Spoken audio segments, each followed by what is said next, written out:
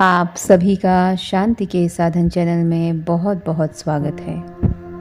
हम सभी को अपने प्रारब्ध के साथ आए हुए अपने कर्मों के अनुसार ही जीवन मिलता है और ग्रहों की स्थिति भी उसी के अनुरूप होती है। उन ग्रहों की स्थितियों को हमारे हाथ में बदलना तो नहीं होता है, लेकिन उनकी पीड़ाओं को कम करने के बहुत सारे उपाय हमें शास्त्रों में बताए गए हैं। हम सभी जानते हैं कि जैसा मनुष्य कर्म करता है उसको उसी प्रकार का फल प्राप्त होता है। कर्म फल भी रूप परिवर्तित करके व्यक्ति को देर सवेर सुख दुख के रूप में प्राप्त होता ही रहता है। विज्ञान की भाषा में जिस प्रकार पदार्थ कभी नष्ट नहीं होता, उसका केवल रूप परिवर्तित होता है, उसी प्रकार किया गया कर्म भी कभी निष्फल नहीं होता।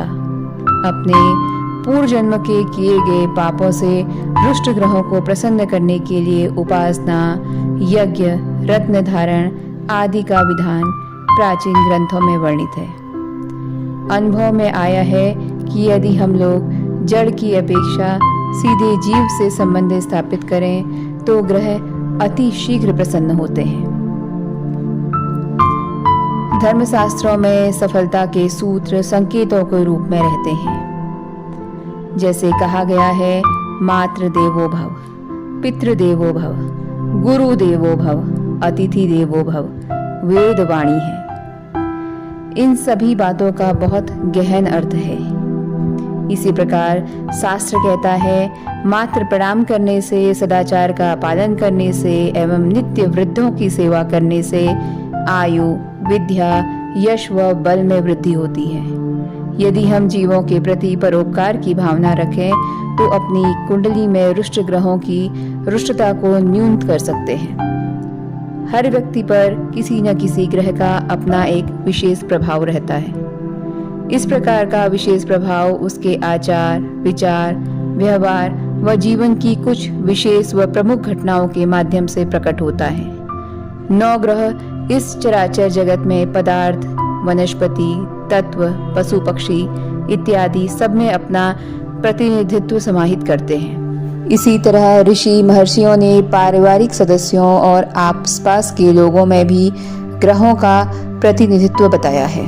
सूर्य आत्मा के साथ साथ पिता का प्रतिनिधित्व करता है और चंद्रमा मन के साथ साथ माता का, मंगल पराक्रम के साथ साथ छोटे भाई बहनों का, शनि दुख के साथ सेवक का, बृहस्पति ज्ञान के साथ गुरु एवं बड़े भाई बहनों का तथा उनके समकक्ष लोगों का, बुध वाणी के साथ साथ मामा का, शुक्र ऐश्वर्य के साथ जीवन साथी का कारक है।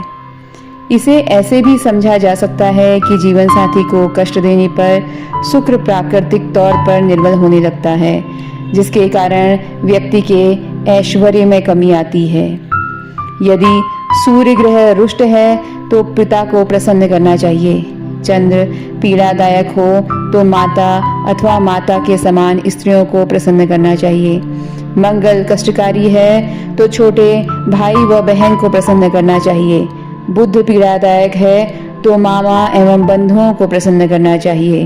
बृहस्पति रुष्ट है तो गुरुजन एवं वृद्धों को प्रसन्न करना चाहिए। शुक्र रुष्ट है तो पत्नी को प्रसन्न करें। शनि कष्ट दे रहा हो तो दास दासी को प्रसन्न करें। राहु कष्टकारी है तो अंगहीन को प्रसन्न करें और यदि केतु अप्रसन्न है तो दीनहीन रोगी की सहायता करें। यदि हम प्रेम, सत्कार व आदर का भाव रखकर ग्रहों के प्रतिनिधि के साथ उचित व्यवहार करें तो निश्चित ही रुष्ट ग्रह अपनी कोपता को त्याग कर शांत होते हैं। अनुभव में आया है कि यदि ग्रह के प्रतिनिधि जीवों से संबंध खराब हो तो उपासना, पूजन, जप, तप और दान सब कुछ निष्फल हो जाता है। आशा करती हूँ कि ये जानकारी आपको अच्छी लगी होगी और अपने ग्रहों की पीड़ा के निवारण का उपाय आपको मिला होगा। यदि ये जानकारी आपको पसंद आए तो आप सभी से मेरा निवेदन है कि इस चैनल को लाइक और सब्सक्राइब करें। धन्यवाद।